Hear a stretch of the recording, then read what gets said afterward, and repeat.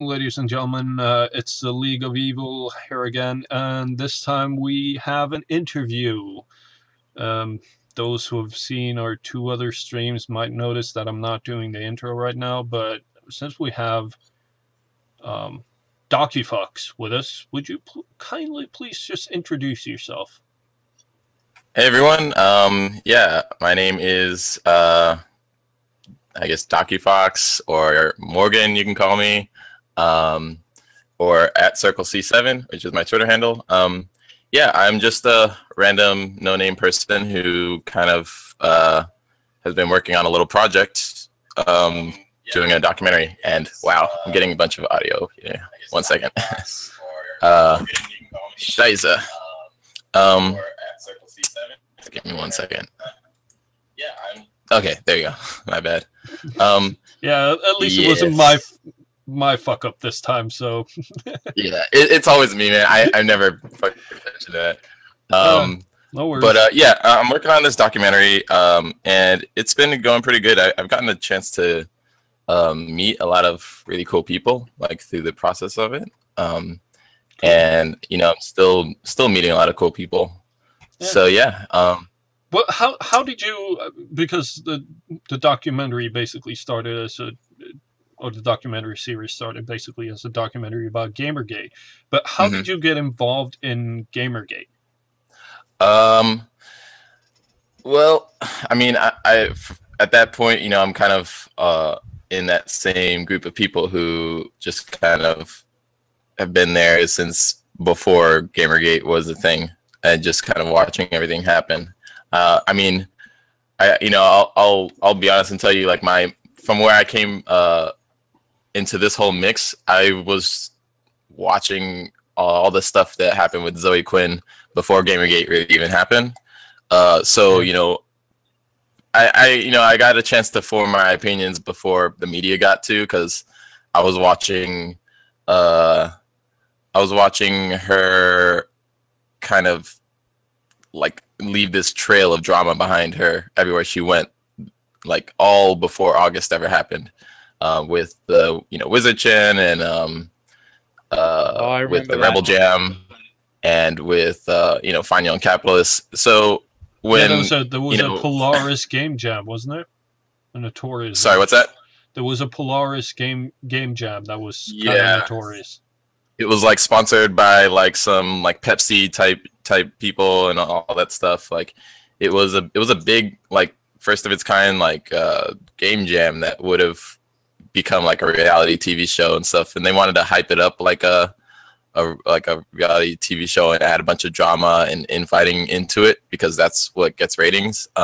Yeah. And so the producer, right person to hire then. Yeah, well, no, not at all. Like the producer tried to spur on some drama, and he said something that fit into, like, you know, what counts as sexism these days. So she went on a kind of like a tirade and kind of nuked the entire project, and then left to do her own jam. So yeah, that was the thing. Yeah, so you know, I got a chance to see all of that drama happen before Gamergate, and so I was knowledgeable about the whole situation going in. You know, I got a chance to really see things happen as they did, just like a lot of other people. So, I mean, I didn't really get involved, but I watched and I listened. Yeah. Well, I didn't actually catch a lot of this. This is, you know, I've been a gamer all my life, and I wasn't aware of the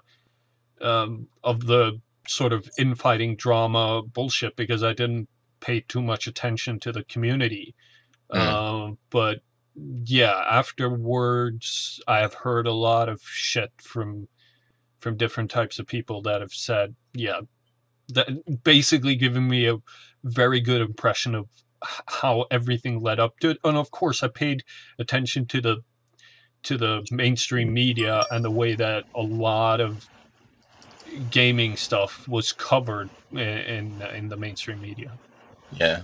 Which was crazy. Basically, it was. Yeah, it's absurd. I didn't recognize any of the stuff that or people that I knew, and Yeah. stuff that I, recognized.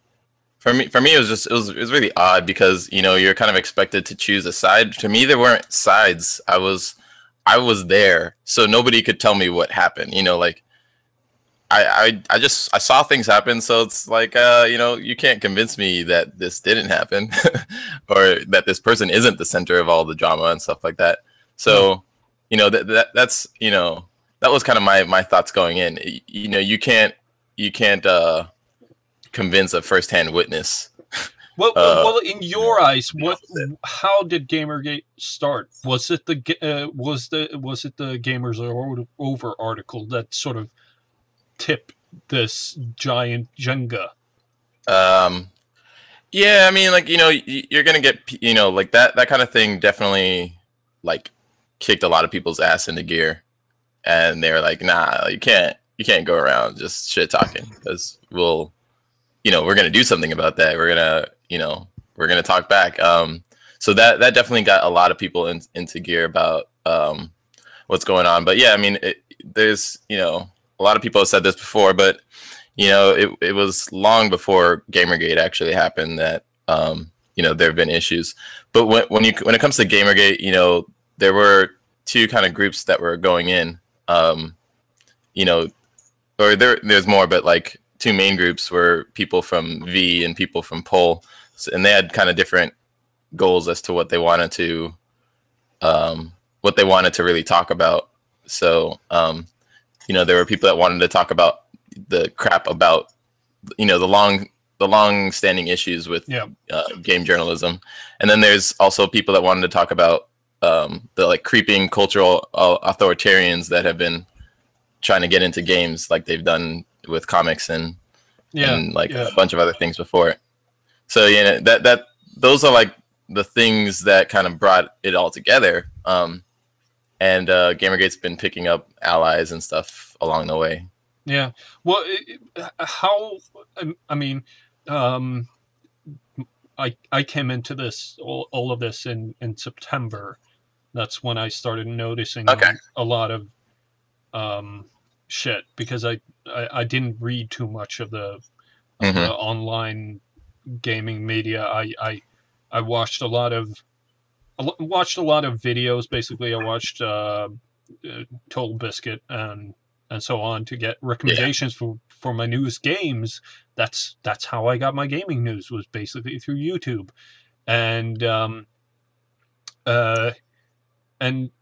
but as I noticed it seemed I've never seen this kind of attack from the gaming press onto its own audience, basically. And that's the thing, is like it was like they were the people who kind of defended it. When Jack Thompson kind of did his thing, the gaming press had none of it. But that was the thing that surprised a lot of people, is that they thought they would kind of have their back, I guess, a little bit. And no, not at all. Yeah, no. No. Did you want to say something, Evil? Not particularly. I'm just agreeing with that point. Good. But the thing that I've noticed as it moved along, as this year has sort of progressed slowly into, we're into the 13th month now, or 14th month, basically. Yeah. What is your impression of the gaming industry? How they have responded to this? My impression of the gaming industry as a whole? Yeah. With AAAs, I think, they're just looking at it as like another wave of some nonsense that will just kind of go away. Yeah. I don't know. I'm not even entirely sure if I believe that. I'm just kind of, it's my impression for now. But like, with the indies, like I don't know, the indie cliques want to like use this as a way to kind of just, I guess, strengthen their cliques essentially. And then the non-click people are just kind of stuck in a situation where they can't really comment on anything because, you know, they'll be fucked otherwise. I don't know. I don't know. When it comes to like the gaming industry, I think that everybody just wants it to be over so that they can go back to doing what they love to do. Yeah. And yeah, I mean, I don't know, man. It's a little strange, but one of the things is like I like talking to, like I got a chance to talk to Jay Truman. He was like a AAA dev in the UK. You know, like those guys. You know, if you can get a hold of those game developers and like let them tell you what their impression is, like it means so much more. Because like I mean, I'm like a garage dev. Like I'm a 3D animator, and you know I'm getting into game dev, but I don't have the same grasp of the industry. But I just wanted to get your impression of what it was like, and yeah, I think that it's just I think that the dev scene actually reflects a lot of the gaming community. Is that there's two sides? There's two sides, and there are a bunch of people caught in between. Yeah. Who just want to do their thing. And I do think that there's a difference though that you get with the indie devs and the AAA devs. Yeah, like the way that they view this whole deal. Yeah, I get. I can totally see that one as well. So what is your overall impression of the Gamergate community then, or if we could call it a community, because it's basically a hashtag, and people use the hashtag to sort of vent their frustration over the gaming media. Yeah, I'll do some. I know some folks want to just like will probably want me to just establish like what I think Gamergate is before we go into it, because like just like what you said, like Gamergate's community, it's a hashtag. You know, like it can get a little confusing when people talk about just Gamergate in general, but I'll put it this way: there's like multiple Gamergates, if you will. So there's Gamergate, the hashtag, which is it's whatever way that people use it as a tool to a rallying point where people can discuss stuff. There's Gamergate, the community of people that are always there to talk about things regarding scandals that from Gamergate. And then there's there's like many little Gamergate communities within them, I guess. But like when it comes to what I've seen from people, like so my whole deal with the documentary was like I wanted to there were people that were doing like there was like the Sarkeesian Effect documentary that were trying to like find other ways to refute people, detractors of Gamergate and stuff. I wasn't really focused on that. I knew that there were people who were better than me who could dig and find all this other stuff. But that's not where my skills lie. And I thought that there was a great thing that I could contribute to discussion, which is to actually find out who's involved in Gamergate. Like, being there from the start, I didn't really have an issue finding out who's who in Gamergate and all that stuff. Like, people make themselves known. Like, if I wanted to find somebody to talk to in Gamergate, I could list off 100 people for you. That could give you a good explanation of what Gamergate is and a coherent argument for stuff. It's not that hard, but journalists always fall back on that. Oh, we don't know who to talk to because Gamergate's so nebulous and all that bullshit. Even though Brad Glasgow managed to do that pretty well. So. Exactly. I mean, I'm following 4,118 people, and at least 75% of them are involved in Gamergate in some way. Yeah, and that's the crazy thing is like just say you don't want to do it, man. Like don't make a bullshit excuse. Be honest, and we'll Yeah, I can respect a little honesty because I don't like. Totally. I'm not saying Gamergate's a pleasure to dig into, No, I totally get why people want to stay away from it to some certain degree. I mean, I have stepped back. I've never really commented that much as as maybe I should have, but still, I took a step back a couple of months ago because I was getting fed up with the e-drama and the bullshit. So, but that's like your choice, man. Like that's there's nothing that you should have done. That's just what you do. Yeah, exactly. So what gave you the idea to sort of make this documentary? Was that actually, just it's a combination of things. So back in what was it? Like December, I'm thinking. There was okay, so I don't know if you used Reddit at all, like for KIA. Not a lot. I am on Reddit, but like back then. Not back in December. That was a shitstorm. So yeah. Like I tried to use all the different forums because I didn't really know where we would be able to talk about that stuff. Yeah, exactly. So I just tried to stay tuned to everything from YouTube to 8chan and all that good stuff. So what was it? So there was one person named Kiwiku. I don't know if you remember him or that name. Okay. Yeah, the name rings a bell. He was somebody in Reddit who I think he had a post saying that he got harassed by anti-Gamergate and stuff like that. But he was just somebody on Reddit who was like kind of like a big ideas man who like never actually got anything done. No offense to him, but he was just a big ideas man and like always had ideas. And one of the things that he wanted to try to do was like create PR stuff for Gamergate and that kind of deal. Yeah. I wasn't really for a lot of his ideas, but one he did have was to like try to summarize what Gamergate was about in like easy videos, kind of like the explaining Gamergate in 60 seconds type deal, so that neutrals had a little bit of an easier way to wrap their head around the whole thing. Mm-hmm. And one of his ideas like was decent, and me and some other anons or people from Reddit at least,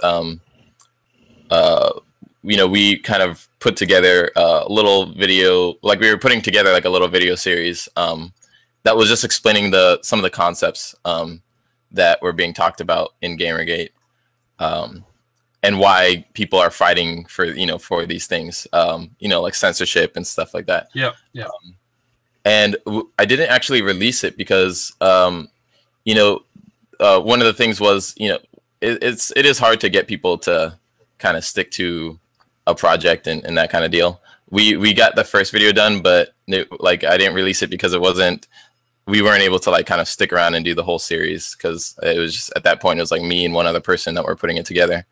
Yeah. And so that happened, and it came and went, and at that point there were people that were putting some videos together, like it was like Gamergate in 60 seconds type deal, and so I like left it at that, and was like, okay, that'll be fine. But sometime later there was it was maybe like April or something like that. I was like talking to Otter Jesus. Yeah. I know him. Yeah, he's awesome. I was talking to him. He like posted something on Twitter like, I wish that somebody would like, put together like a documentary kind of showing like. I remember actually talking to him about that. Yeah, he's like, I wish somebody put together a documentary like, showing all the people in Gamergate or something close to that. And I was like, well, I might have an opportunity to do that, so it might be interesting. And I just kind of like, I said something like that, and we like talked for a second, and that was it. But I like mulled the idea over in my head, and then from there, I just like I went to like Reddit and stuff, and like threw the idea out there and said, would anybody be interested in that kind of deal?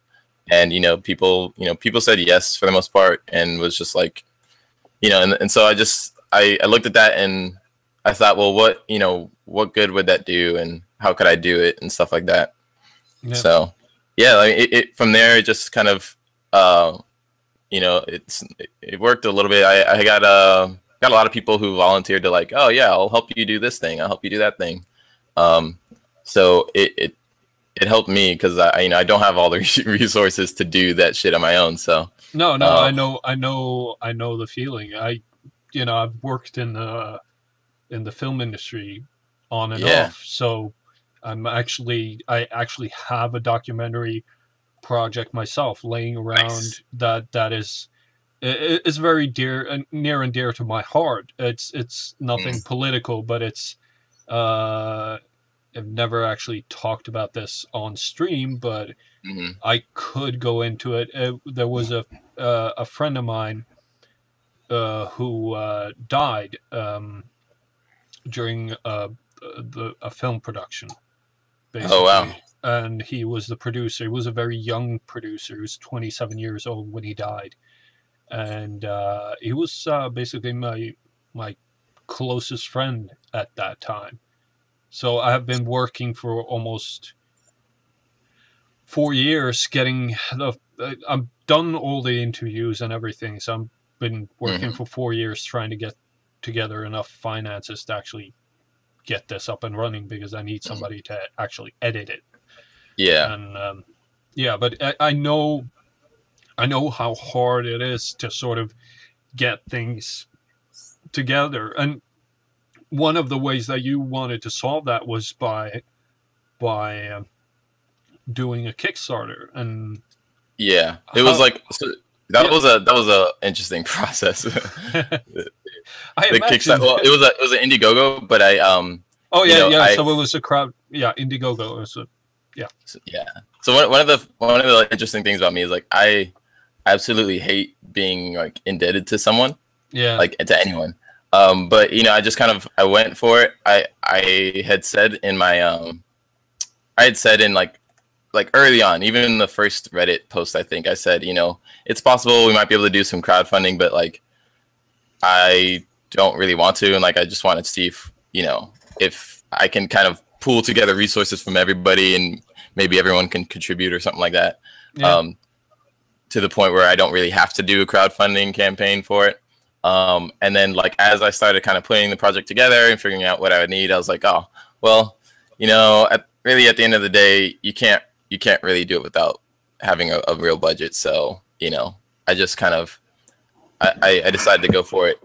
There were people that were like making the point like, oh, well, you can do, if you wanted to just, meet all these people, you could do Skype interviews for everyone.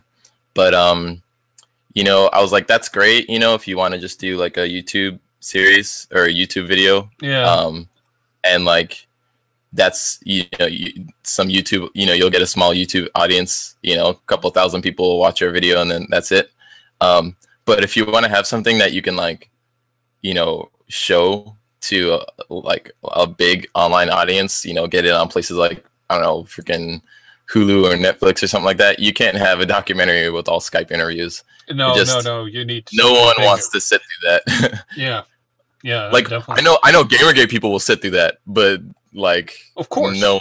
Of course, but they have a special interest in this, and if and if you want a series that actually shows the gaming community as a whole and how not how deep it runs, but how some things might be misconstrued by the mainstream media, you need to reach a bigger audience. And yeah, absolutely. And I just like I knew that going in, and I was like, I'm not into like half-assing it for people. I really want to give everybody like bang for their buck. So that to me was the best way to do it. And I budgeted it pretty well. Like people are like, oh, like the price for it was $20,000, and everyone was like freaking out. And I'm like, look, man, like you can look right now for other documentaries on freaking IndieGoGo, and like they're kicking it up to like $50-something thousand. Like this is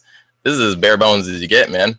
But I can tell everybody that 20,000 for a mainstream documentary is nothing. That was literally like transportation. Like I had gotten people volunteering me equipment, and that would have been like transportation and food, and just like a couple other little things here and there. But like it was. Me and my sister actually, who was kind of working as like my producer, just kind of helping me get the budget and all that stuff as best as we could. Like we fucking toiled over that shit. Just trying to, because like I said, like I didn't want to have any more money than I needed to get it done. No, I totally get that. And well, the thing is that when you produce something that needs to reach a major audience, the argument many people use is, oh, what YouTube videos do not cost that much to produce. Yeah, but as you said, this is not meant to be a YouTube video series. This was meant to reach something bigger, and then you do need camera equipment. You do need a red camera or whatever to really shoot what you need, and sound equipment and everything. So honestly, like I wasn't even going for that kind of like the equipment we were doing. Like, when you with film and stuff, you can get away with a lot. Even if you have a little, like it, We had decent camera equipment, and if we just combine that with good lighting, we didn't need like a red camera, because a red camera would have been the budget right there. Yeah, I know. Believe me, I know. But if you really, if you light it correctly, yeah, of course. But if you're on the go, then a red camera works very, very, very that would help well. Immensely. Yeah, but if it was just a YouTube series, then 20,000 would be a lot. But you do have people who've pissed away $160,000. So, and made like 5 videos. So I don't know. But speaking of that person, what do you think the impact of the Sarkeesian effect, or the debacle that was the Sarkeesian effect, may have had on your IndieGoGo campaign? Okay, so I'll tell you this now. Like, I don't have much of an opinion about the Sarkeesian effect, but when it comes to like feedback that I got, there were people who were saying like, oh, this is like Sarkeesian effect 2.0 or something like that, and I was like, all right, well, okay. I didn't have a response to it. It was just, I think for a lot, people do a lot of times look for a reason to not invest in something that they might have otherwise liked or something. But that's their choice. So I didn't have any ill will towards that. But the Sarkeesian effect, like, I guess what did they ask for, 50,000 when they did their thing? Yeah, I think it was 50,000. Yes. Yeah. So like, all right. I don't really like to talk. I don't like to talk shit, but I looked at I think one of their videos where they were pitching the idea, or something. And I was like, I guess I was shocked that that people invested into it. I don't know, maybe it's just like some like early naivete from like that, or from maybe the crowd. maybe just enthusiasm over somebody actually finally doing it and showing the thing, but you have to remember that David Serini knew all the keyboard shortcuts, so I can't tell you how much I don't know, man. I can't tell you how much I just, my sides were obliterated when I heard that. I just, because that's all it takes, I mean, listen, knowing the keyboard shortcuts is a valuable tool, but I don't know what else to say. No. It helps to have some sort of narrative structure. This is an evil stream. Yes. Yes. You have pleased the boss. Yeah.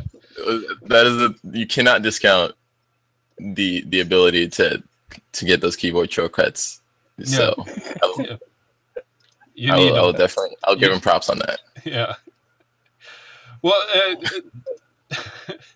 just the thing is that the documentary was and the documentary is needed because there has there is some sort of there is an ideological. You mean the Sarkeesian effect? Well, basically some sort of one that does like the same.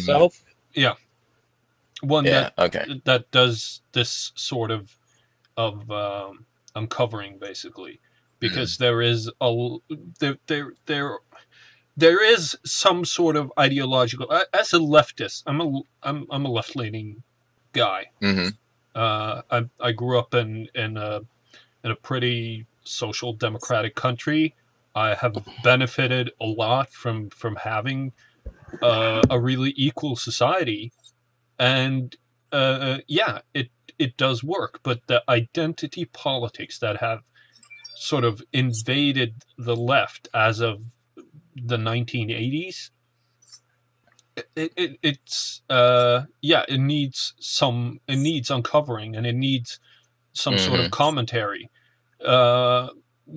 Were Jordan Owen and Davis Arini the right people to do that? I don't know. I mean, obviously not. Basically. Yeah, I'll just say no because just because of the fact that they're production wise they they weren't organized, and it got to the point where a disagreement could derail the production. At the end of the day, when I was working on my documentary, I had control of everything. So there was not going to be a point where somebody could like, oh, I don't like you anymore, let me go and derail your project. Like there was none of that. Yeah. So I don't know, man. I think that you do need people who, you can trust to help you work on a project, but you have to have some control over your own project. And when you get into a partnership, even partnerships have to have that like 51%, 49% split, where somebody's making the executive decision. So so I don't know the specifics on how their like, I guess, drama went down, but it doesn't matter to me because it just shouldn't have gone down to begin with. No, there needs to be some level of professional behavior. And I don't get it. I don't like understand the like, let's make response videos to shit talk the other person thing. So that to me is something that's a no as well. Yeah, I'm not the most professional person in the world, but that to me is, yeah. But there is this, I guess both of them came from this sort of YouTube response video culture. Okay. That sort of made that more appropriate for them somehow to sort of act out their issues with each other. I don't know. I just know that. Well, I mean, if you're saying that they come from that kind of culture, I mean, it basically means that they're just like, that was like a popularity contest type deal for them. So I think that was it. But I don't know. I don't know either Jordan Owen or Davis Arini. I have watched a lot of Jordan's videos on YouTube, and I like the guy. I like his commentary. But I don't know the details of that sort of conflict. It just seemed like there was a lot of, well, not a lot of it, but it gave me the impression of a sort of a hustling type of scenario. Maybe the not. Skulls didn't do it for you? No, the Skulls did not do it for me. I don't know if he has one or several, but if he just has one and he moves it around everywhere, yeah. I was gonna be unprofessional, like for a day and like do a video like talking about my documentary and just like totally totally copy the videos with like just tons of whiskey and skulls everywhere. Yeah, Like, just sit on a throne of skulls and just. I didn't want to be petty, but like it would have been good. He's sort of Davis again. This is just my impression. I don't know the dude, and I don't know Jordan either. But Davis does give me the sort of impression of being a bit of a poser. I don't know, but that's just my impression of him. And yeah, I know. I don't know. Like, wait, which one is which? The Davis. bald one Davis is the skulls guy. Jordan is the long haired. Gotcha. Hard rocking dude, I guess. I know that like the with the PUA stuff, like, you know, that's part of it is like, you know, some people think that they have to like pose to like. Yeah, it's a peacocking thing, isn't it? I don't know. I have never been involved in that environment, so yeah. I think that's part of it, but like I don't know. It just I overall, like the videos that I've watched from them, I've got nothing about them personally, that I don't know them, so, but from what I saw, like I was just surprised, I guess, like that so many people don't. I don't know. I have like, I've worked with like an ad agency for a year, you know, while I was going to school for animation, and you know, I've learned film and photography, motion graphics, all like graphic design, all this stuff. So I've basically been like indoctrinated in like high production value. Like I don't. So for me, seeing something like that, it's like red flag central, you know. Yeah, that's exactly what I. And I mean, I'm not saying that like I make the best stuff. But you do have that ingrained in you. I mean, I've got like the eye to at least be like, this is decent, this is sketchy, this is, you know, pretty good. You know, I can tell that. Yeah. It's not just a matter of sitting in front of a webcam and actually just, you know, talking to the webcam. There is a lot of production that needs to go into you know, at least actual work, you know. Yeah, and there's a minimum of what you've got to do. I mean, I feel like I did at least the minimum of what you got to do with even just like my little promo video, you know. You know, but that still took a lot of work, you know. Like I mean, and I'm freaking blessed to have the friends that I have, and just the people that I've been able to meet. Because I mean, my friend that I went to school with, I was like, hey, you want to help me with this little documentary project? He's like, yeah, what do you need? Like, well, you know, if you can like model a 3D car and like a map of the US and animate it, you know, I got two friends to put that together for me, just for the little promo that I did.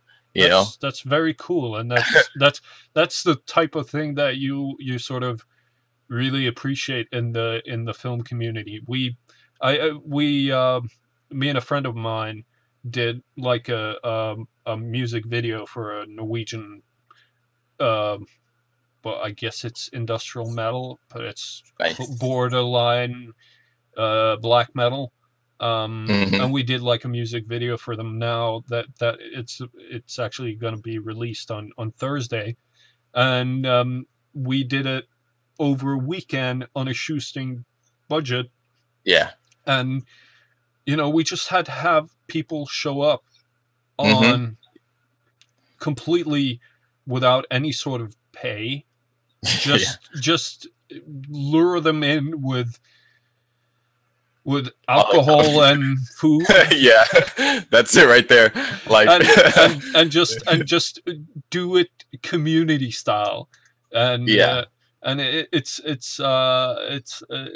a lot of fucking work, and that's the story of my life right there. Yeah, and that's just a 3 minute or 3 to 5 minute video, but still, you try to get the best sort of production value you can get for the money that you invested in it, and the more money you sort of invest in it does not necessarily reflect the production value. You need Yeah. To know, you need to have an eye for what you're doing, and if you don't have an eye for what you're doing, it shows. And Yeah. that Cost is does not equal value. Yeah, exactly. And that's the impression I got from, was it 15-minute clip that Arini released on YouTube? That sort of intro. I don't know which one that is. No, it was the one that he showed Sargon, I think. Okay. And the 15 minutes that he had put together of his documentary. Yeah. Okay. Yeah, I heard that was like, it was not really too great. I don't know. No, it was it's something that you know, I would have produced when I used to work as a video production guy for just making educational videos for Coca-Cola. And that sort of level where you rush it through and you spend like a week editing basically something that needs to be in half an hour shit. You know what? I think I did watch it. Yeah. I remember there being a lot of like jumpy cuts and stuff like that. Jump cuts and this sort of, it was really jumpy. Yeah, this sort of like flashes and stuff of things, and it didn't feel like he sort of, there is like an art to editing a little bit. You do have to know timing and pacing and all that stuff. Yeah, exactly. And there's a rhythm to everything. So the better you're at editing, it doesn't help just knowing the keyboard shortcuts. You need to know exactly what kind of rhythm you. It's fucking adorable. Yeah, I just love. I love that fucking phrase. I mean, I'm sorry. I may get Davis Arini after me after this, but fuck it, I don't care. But what kind of format are you going for? For the documentary. All right, so when it first started, it was supposed to be strictly like, it wasn't supposed to be like documentaries exposing all these ethical breaches and stuff like that. It wasn't supposed to be that at all. It was supposed to be just a glimpse, like a window into who these fucking people are. Like that was it. Like, people spend all like their time online all day, talking about Gamergate and like not actually knowing who they are. So my idea was to like fucking go meet them. Like, I messaged tons of Redditors who I've seen, talking about Gamergate, people on Twitter and stuff like that.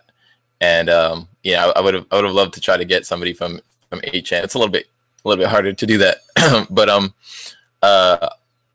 just message them and saying, hey, like, would you be down for an interview? I based it off of people who like contributed to discussion in a sort of well, not really that, but like I took what people said and like kind of log that as this person adds an interesting perspective to Gamergate. So, so I would find somebody who maybe is more trolly, and like that's the troll perspective from Gamergate, or somebody who kind of comes from an anti-harassment, standpoint, like Sushi Lulu, for example, or something like that. Yeah. And then, and I get in touch with those kind of people just to get the different angles of everything. So that was kind of what I was going for. Then I, figure out where they live. They tell me where they live and stuff, and then you wouldn't dig deep enough to get the information to come like, to the door. Can I interview you? Okay, I'll see you in Boston then. Like no, like no, it was like I just asked them if they're down to interview, and then from there I get their information. And then I just kind of charted out a course to meet them in the most efficient way possible. As like kind of one big road trip, and then that would save me tons of money because it would actually double, because I was going to end up moving across country anyways, so I would have just kind of planned that into just my own personal like move, and then just you know, shoot it and then just edit it all after I've moved and stuff. So like, you know, that was just me fitting it into what I've got going on in my own personal life. But you know, I did need like money to make that happen. I think for the travel, it would have just been like you know, I don't know, for the travel and like food and stuff, it would have just brought it up to like 10,000 or something like that, to like get around places and to talk to those people. So, you know, that part was what I really needed, like a lot of the bulk of the money for, and then the 5,000 would have helped with some other things, such as like getting it onto platforms and stuff, like, you know, actually submitting it to those sites, like Netflix and all that stuff. So that was like the format, like what I was trying to do with the actual documentary. I don't know if that answers your question. No, that answers it really well. But so basically, you're thinking sort of talking heads combined with your travels, then, or are you? Yeah, it'd be a combination of so I was really debating this with myself, like early on before the IndieGoGo.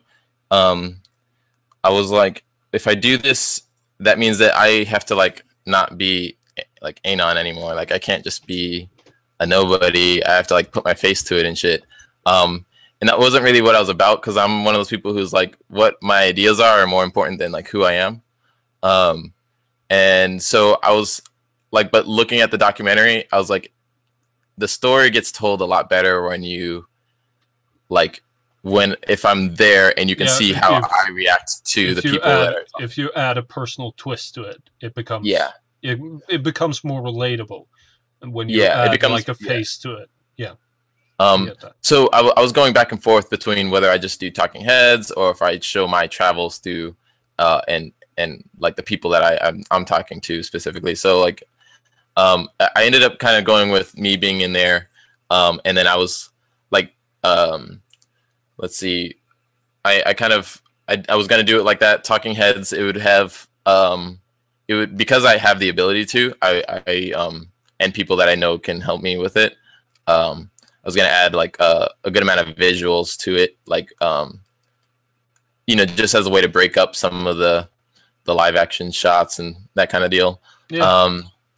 Yeah, you know, so there'd be a lot of points where there'd be maybe like voiceover with, you know, articles being shown or something like that, just as like examples. But you know, that's pretty much you know, it's one of those kind of documentaries where you combine all the tools to sort of make it basically a travel into the gaming community and getting a deeper impression of what the people were like.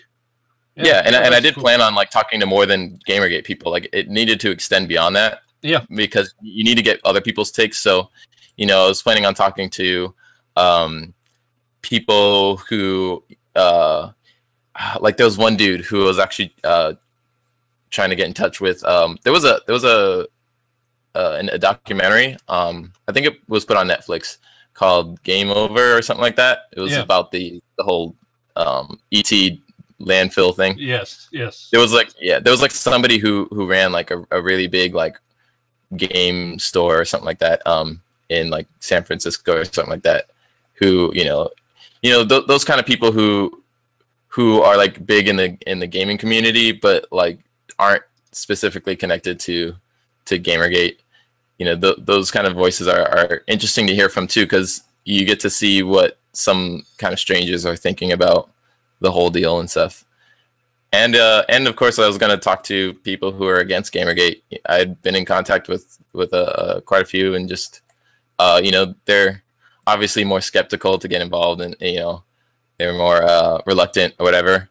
But I can understand that, but it's important that both but just sides like realize that it's people we're talking about on both sides, and yeah, exactly. That was exactly my point, which is like, you know, everybody's perspective matters. It's just like you gotta like, you know, you have to be willing to accept the person as a human being and then like dissect their argument after that, you know?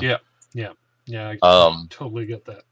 And like, you know, for them, you know, they're just more reluctant, and you gotta kind of just like any aggressive interview, you know, that you know, if somebody's expecting an aggressive interview, you just like treat them with kid gloves, and then like you're usually pretty good after that. Yeah, there's a very special technique that you need to sort of entice them in and get them to open up about everything. Yeah. So, yeah. But I mean, that said, I didn't really have anything malicious for them. Like, it wasn't about getting my point in front of their faces. It was about them giving me their point. Yeah, so their point of view was the important thing in that situation. So what are your hopes for this documentary? So, you know, like the like IndieGoGo thing didn't get funded or whatever, just fine. I did get messages from people like saying, oh, like, you know, fuck them, like they don't understand what your project is and it's important. I'm like, nah, it's like people will put money into what they think is good, and you know, I don't have any issues about that. No. But I, you know, that said, I was like, you know, I did get, you know, some people that wanted to help me out and get this project done because they like believe in it. And you know, I think that I still believe in it. I'll still it's still a story that I want to tell. So I'm kind of just gonna tell it any way I can. So I'm using like the resources within my means and the time that I have available to, you know, just do the best I can. And we decided that instead of like a big documentary where I talk to the people of Gamergate, because I can't really do that anymore. I can't like afford the trip to go around and talk to people in person. I'm gonna just try to do it as best I can. Like I will have to do some Skype interviews, and it's not going to be on Netflix, you know, unless I'm extremely lucky or whatever. But you're doing the best that you can. Yeah, you know, within the means that you have, basically. Yeah, we'll you know, we decided instead of a big thing, we'll turn it into a smaller series. Yeah. Which gives us a little bit more, you know, like it's a little bit more content than what the documentary would have been probably, you know, but and we get to talk about more topics than just the people of Gamergate, which is cool. You know, I get to talk about some of the things that I mean, I've always wanted to talk about, like censorship and cultural authoritarianism and all that other stuff. So, I mean, for me, it's a little bit of like a, you know, a win-win in the sense that, you know, I took a bad thing and made it good. You made the best out of a bad situation, basically. Yeah. So, you know, to me, it's cool. You know, it's all good. Yeah, that's good. You know, I was like debating whether or not I should do like, you know, people have been saying like, oh, well, you know, just like open up a Patreon or something so that you can try to still do the project. And you know, I got, you know, for obvious reasons, there's like mixed feelings about doing a Patreon. I have mixed feelings myself, and I think I'll do it maybe if like you know, once I put out like my first video, if there's, I guess, a good enough reaction for it, maybe I'll open up one. Because at the end of the day, I think that if I can do like if I do a Patreon and I am able to get enough where I can actually travel, it'll give me the opportunity to still do that original idea of getting face to the names and stuff like that, you know. And I can just like road trip up to a city, get, you know, talk to as many people as I can, and then like, you know, and then go back, you know.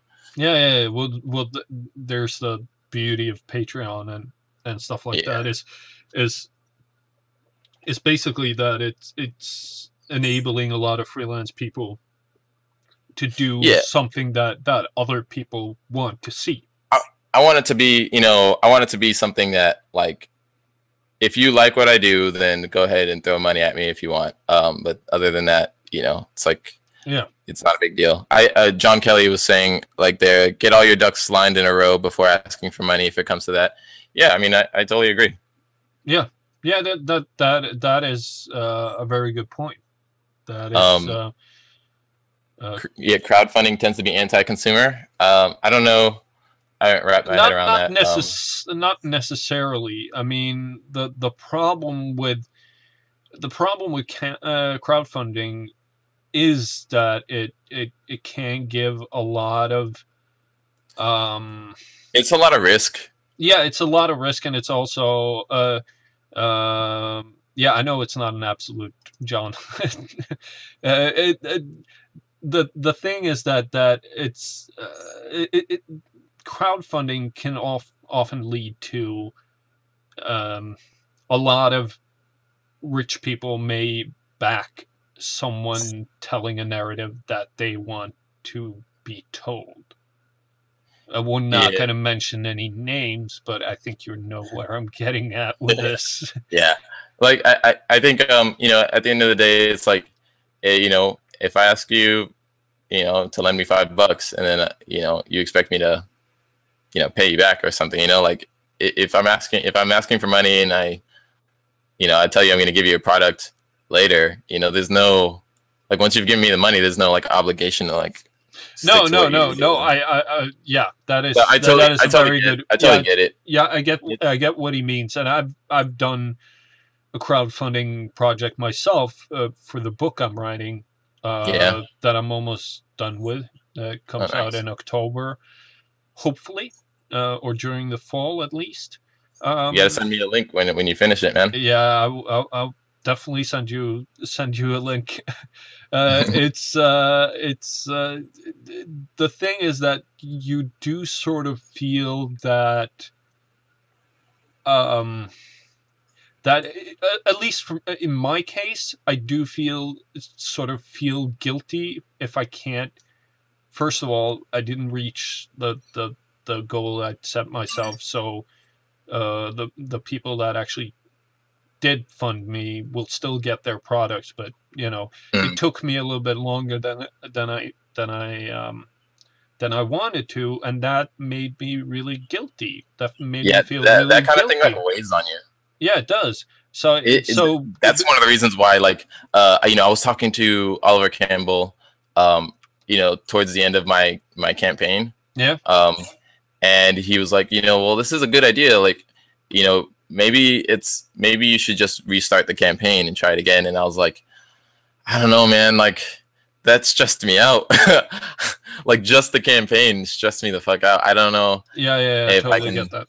Like, you know, that to me is like, you know, and not being able to like deliver would stress me out even more, you know, like, or deliver on time or whatever. Yeah. You know, so I totally get that. It weighs on you.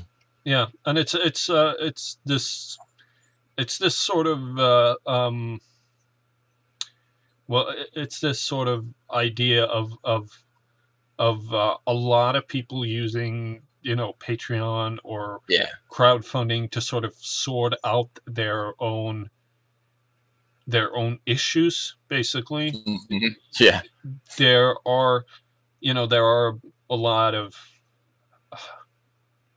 flaws with the system, I guess. I'd absolutely. Like to say. People are definitely taking advantage of it. Yeah, I'm not going to mention any names, but I've seen a lot of people, you know, taking advantage of a very good system, because the system in itself is not a bad idea. I mean, John Kelly mentioned there too, like Shovel Knight is a great example of people who stayed true to their backers. Exactly. And they still come up with great content, and really have their fans in mind, and you know, so that to me is perfect example of how it can go right. Yeah, exactly. Shovel Knight is a good example, and then you have on the other side of the scale Double Fine, basically. Oh God, Tim Schafer. Don't get me. No. We'll be here for hours. It's just I totally get why people are wary of Patreon, and wary of. I have not established any form of Patreon. I might do in the future if people like my book and they sort of want me to publish short stories online or whatever. Then I might do that, but I don't want to do it on a basis of. I like the idea of you know, Sargon doing it per video. that you pay per video. That's a good idea. Paying per month. Because you can kind of cut it off at any point. You're not like promising a multitude of videos and then not only delivering one or something, you know? Yeah, exactly. Like Anita Sarkeesian, who, promised, when was it, 12? God. What has she done, 6 or something now? Yeah, I think, Evil, you have the numbers for that, don't you? If he's still here. He went to sleep. Yeah, he's in Australia, so he probably left us. But yeah, I mean, I think you're right. There's definitely doing it on like a smaller, like in smaller chunks is a lot better than trying to do a big ambitious project that is that you underestimate. Yeah, exactly, exactly. And I'm not saying that she went out of her way to sort of swindle her backers. I'm very naive. I always tend to believe the best of people. I can actually tell you what happened. Like I already understand what happened with like Anita Sarkeesian's videos. She she got the crowdfunding thing, and she I think she did like some videos, and then she got a lot of backlash for it, obviously, right? Yeah. At that point, that like enabled her to go and do talks and stuff, and then the talks just took over doing the actual videos. Going and doing talks is you get paid for that shit. So why would you stick around and do videos? No, so that's why she takes such a long time to do them, because she's not focused on that anymore. She has no real desire to do those videos anymore because she's making so much more profit going and doing talks about feminism. Yeah, I'd imagine that's it. It just it not that it bothers me or anything, but it just seems like that is basically the reason why she ended up in that manner. It's just I never backed her, so I don't know, but it seems like that is the thing. Is Evil is he here? Is he still here? Yeah, I don't know if he's here. It seems like he's gone dark. But it's an interesting project. I really like the idea of doing like a gaming community video, so or video series, or documentary series, whatever you want to. Me personally, I like a lot of community like related things. Yeah, I love all the different gaming communities, like the fighting game community. Like it's got all these quirks and all these things that I love about it. Same thing with the speedrunning community. There's so many different communities that make up the overall gaming community. Like to the point where like just gaming community as a general statement doesn't ever work out because there's just so many different ones. Yeah, they are diverse. They're really, really. I mean, I'm more of an RPG adventure game type of guy. I do, I like open world games, and I, sandbox stuff, and RPGs, and that's the type of thing that I like. But I also have friends, who do fighting games and love that, and that's the beauty of the gaming industry or the gaming community, is that you do have something for everybody. So don't get the need to force things into every. That's why I'm so confused about the whole gaming community isn't inclusive thing. I mean, dude, I'm a black dude. Like, if it wasn't inclusive, I would have noticed. Yeah, exactly. But the fighting game community has so many black people in it, and like, I've noticed that. What is that? I mean, I don't know, man. I don't know. Maybe somebody's gonna make some argument that black people are more aggressive or something. I don't know, but like, I think that it's just people find little ways, like in black culture a lot of times, like shit talking is like a big thing, like. Yeah, and it opens up more for the shit talking culture. With the fighting game, that's what I would assume is like the fighting game community just it allows for shit talking. You know, your pride's on the line. If you beat somebody, it's competitive like that. So, you know, I could see that being a reason for why. You know, but I mean, that's the thing, is like you can always find little niches where you can jump into and find people who are just like you, but look nothing like you.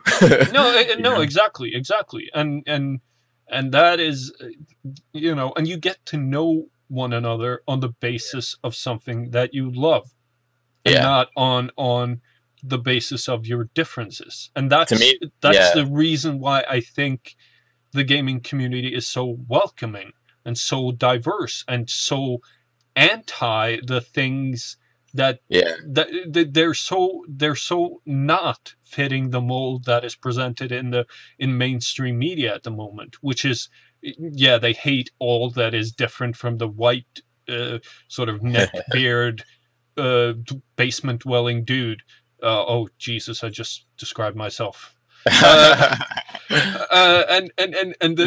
that idea sort of no, it's not anything like that. It doesn't come up under scrutiny. No, exactly. I've never met so many transgendered people than my time interacting with Gamergate. I'll be honest. That's the same here. I didn't expect so many trans people to like, I don't know. I didn't expect so many trans people to like join in on Gamergate. Like, I mean, I didn't really have an opinion of shit. I mean, before, like a year before Gamergate, I didn't even know fucking trans people were like that. I didn't know it was a thing, really. You know? No, I didn't think that. I didn't know that the community was so big in the gaming sphere. But then again, I didn't hang out in any of the chants either, so I didn't really talk to a lot of gamers either. But it blew my mind, and I love it because every person that I've talked to during my time interacting with Gamergate has been very much welcoming, and it's been very much, you know, oh, you like that game? Oh, come on in, we'll just talk about that, instead of just, you know, focusing on the differences. So I don't recognize, that's one of the reasons why I got involved in this, because after talking to people for about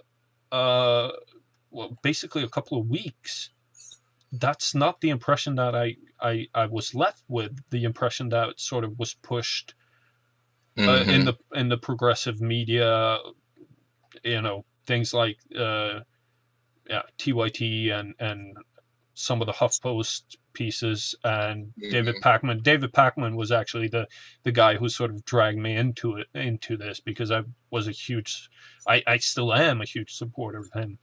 So it boggles my mind how wrong the gaming community has been presented in mainstream media. And I don't know why that is.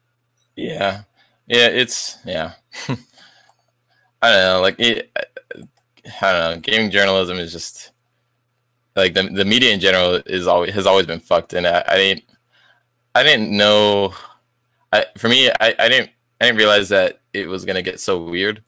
I think that's one of the reasons why I always followed Gamergate. It was just like things just got real weird, man, like real fast. Wikipedia totally freaked me out.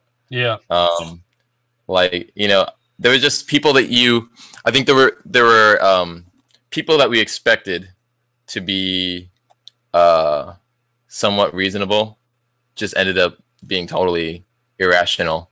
And it was like, you know, and all of the fail safes were like fell apart, you know.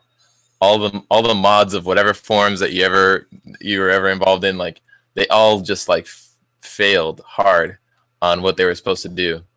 And then there was a lot of there were a lot of people that I felt showed their true colors during the first couple of months, and it really bothered me.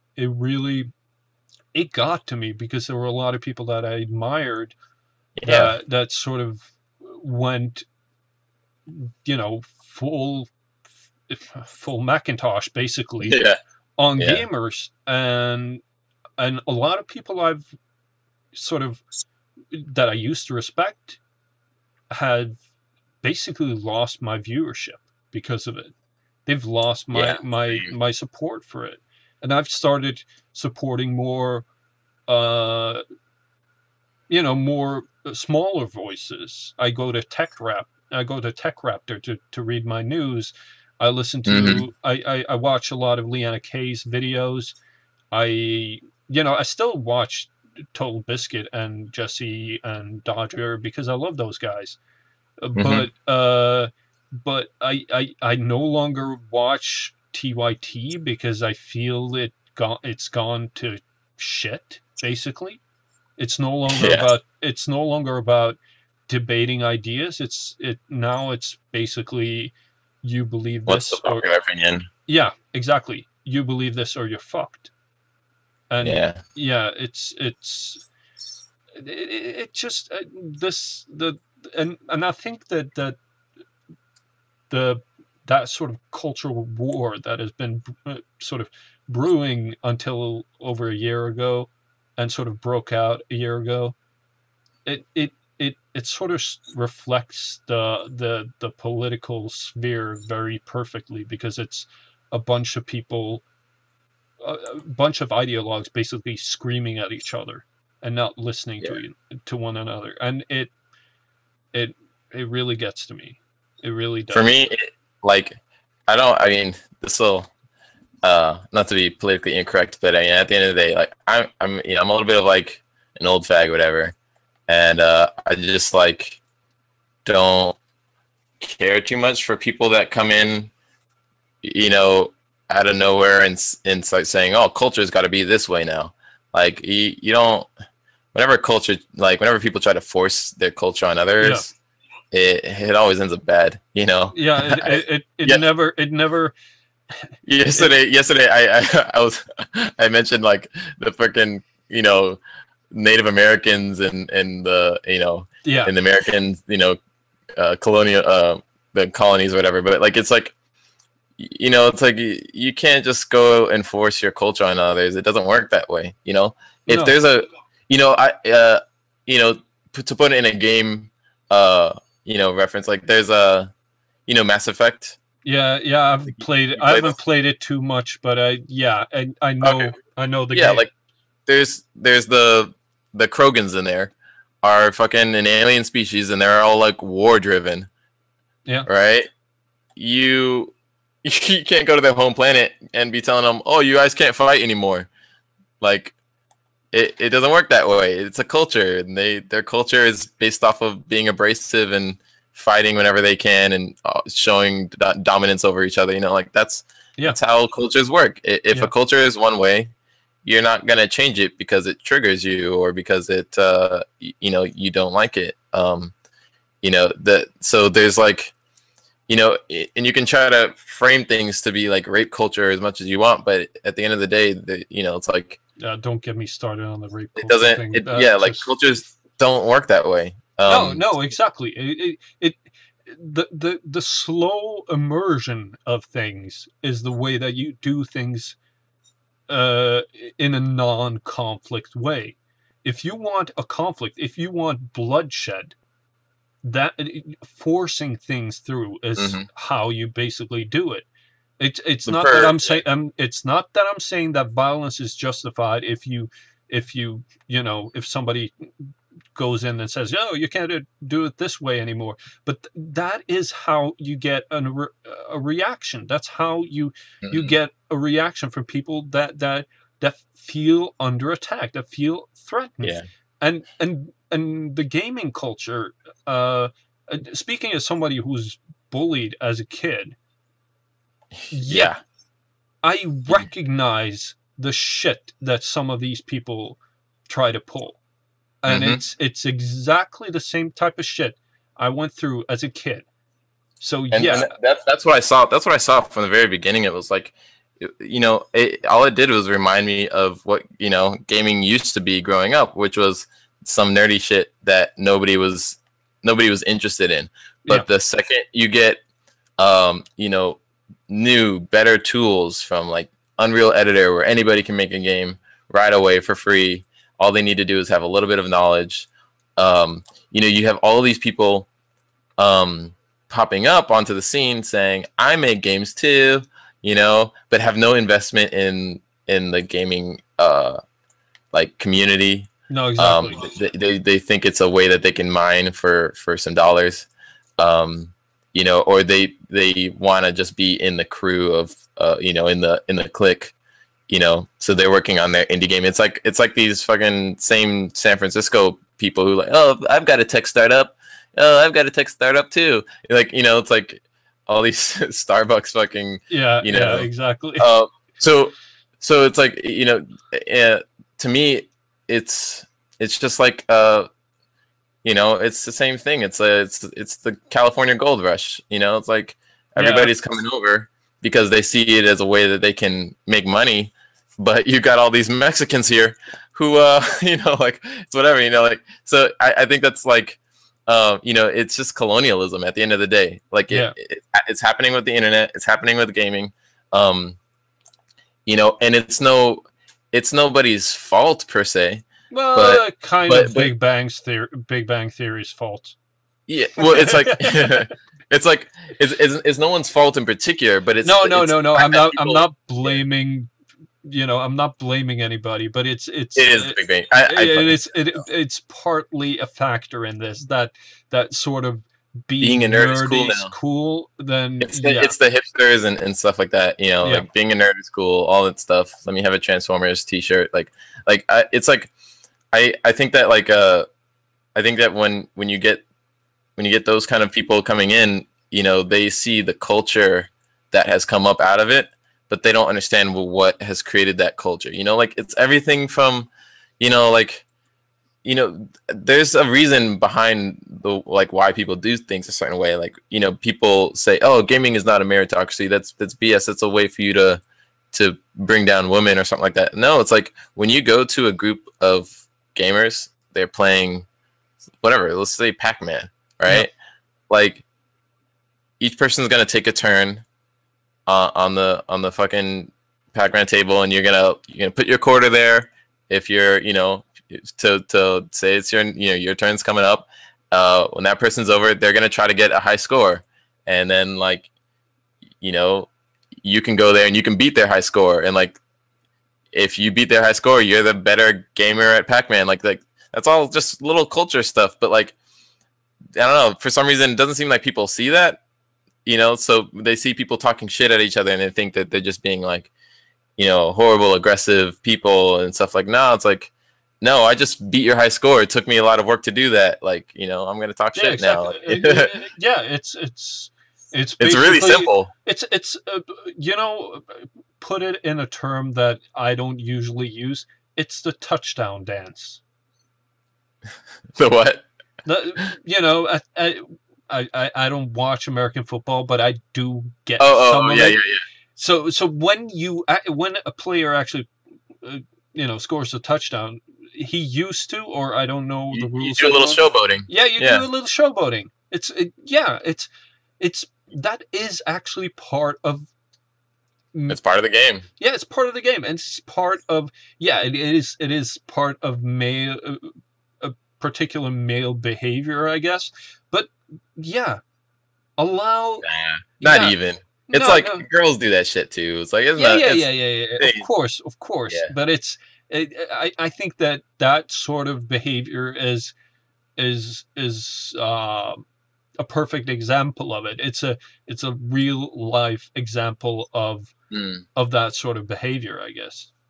Yeah, like absolutely. And you know, I don't.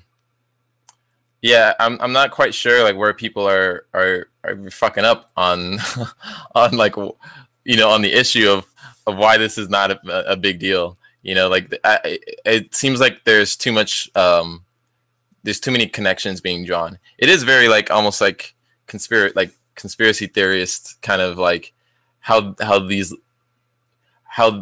people try to make like little things like that linked to broader cultural issues. Yeah, but I think a lot of it.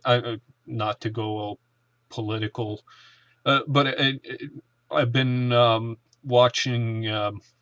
It's a Norwegian documentary series called Hjernevask, which is basically brainwashing. Mm-hmm. And it's a show that shows this sort of conflict between social science and the natural sciences, or more biologically fronted ideas. And I do think that a lot of this sort of tends to go back to that sort of divide between the people that think everything is a social construct and therefore we can change it, or we can force through a change, instead of a lot of biologically impaired, or biological imperative. It sounds like cultural engineering. It's like, yeah, basically. Something's wrong with that. Yeah, exactly. And I it's not that I don't think that we might have some issues, but I think they're a minority. I think they're a minority in any civilization where you have an advancement, or you have a real equal society, which I think most of Western democracies are. They're real, that they're equal, and people have sort of gone back into what they do what they feel like doing. It's not. I don't know, man. That sounds like wrong thing to me. Yeah, but I am kind of, maybe I am a bit of a wrong thinker. I don't know. Maybe. No, I agree, man. It's I don't know. It's absurd to I don't know. It's like you're right about the sciences. There's a whole section of science that's just like letting itself become like befuddled by this shit. You know, like they're overthinking some of these stuff and trying to do a little cultural engineering as well. Yeah. You know, there's plenty of like useful idiots in this whole deal, and a lot of them, you know, are dressed up as scientists too. So I don't know. Like, I think that there's probably, like, whenever you look at stuff like this that involves money, like the gaming industry's got a lot of money that it's got you know, that has, like, that's waiting to be taken advantage of, you know? Yeah. And so there's always going to be people who try to, like, you know, take advantage of it as much as possible. So you know, you might have somebody like that who's like trying to, you know, put together some, you know, something that allows them to do, you know, some fucking, you know, just to try to like force an agenda just to yeah. But I do think that generally the people that are actually fighting for that side, if you want to put it like that, I don't think they're evil. I don't think they're fooling people. I genuinely think that they believe this. It's the same rule that I apply to religious people. I'm an atheist myself, and I genuinely think that religious people in general they're good people who just want the best for everybody. Therefore, they're in this sort of state of mind, and I may be a real naive. Well, I'll tell you what. I'll tell you what about that. Like, you know, it doesn't matter what your ideology is. I think a lot of people get, you know, and like, and it's no one in particular, but a lot of people want to attribute, like, I guess, religion itself to be the thing that is like makes people bad or whatever. But I'll tell you what, the common denominator with bad people is just that they're fucking bad people, you know, like they, you know, because you can find bad people outside of religion. When you look at a lot of like religious stuff, it doesn't tell them to be a fucking asshole. No, you know, true. They find a reason why they can be an asshole, and that's really the case for a lot of things. And same thing happens with feminism. Same thing happens with fucking MRAs. It's like there's gonna be people who find a reason to be an asshole, like the ends justify the means. Yeah. And there are no bad The tactics. tactics, Yeah, it's only bad targets. Yeah, that's not a very, very nice thing to say. That's like that to me. That is So, I've always read up a lot about like stuff like sociology, Yeah. people's thoughts on altruism and stuff like that. Shoot, somebody's calling me. Oh. But basically, like I've read up about that stuff a lot because it's just something I'm interested in, like how people work, why people do the things that they do. And without fail, it seems like the greatest evil always happens when people allow themselves to distance themselves from responsibility. Yeah. Whenever somebody's just like, I'm just doing my job, or I'm just, I'm just trying not to like rock the boat, or like a lot of times you see those people like are in the pivotal position to do the most harm. Yeah. And so, like, that's what I saw a lot with Gamergate. It was a lot of people who just didn't want to rock the boat because they saw a lot of people making a fuss. And if they said anything, that they'd be the next target. And that's not great. A lot of people can get hurt that way if you decide that you don't want to speak up. And I don't like to pressure folks, but that you do have to think about, like, your place in the world and how what you do. You're responsible for, and that goes for everyone. I mean, like, like whatever. Like, if you think that you're in a place that might not be super inclusive and is shoving people away, whatever, like, you might have to say something, but like, that doesn't mean that you're forcing your ideology on somebody and making things more inclusive. But I think that everybody participates in like doing. Somebody really wants to get a hold of you. Yeah. Holy crap! All right, let me get this, I guess. Sorry, man.